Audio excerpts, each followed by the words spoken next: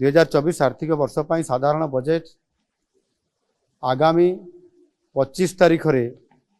विधानसभा रे उपस्थापित हेबार ये कार्यक्रम अछि। आमर बजेट टी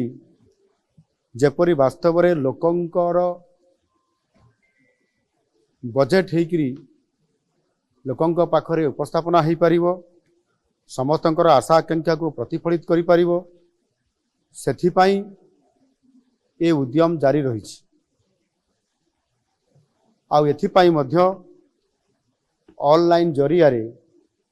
व्हाट्सएप माध्यम रे आमे मतामत लड़ीचु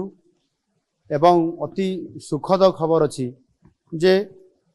ये मतामत एथर बहु आग्रह रे अनेक लोक इतरे सामिल होइचंती एवं पाखापाखि प्राय 12,000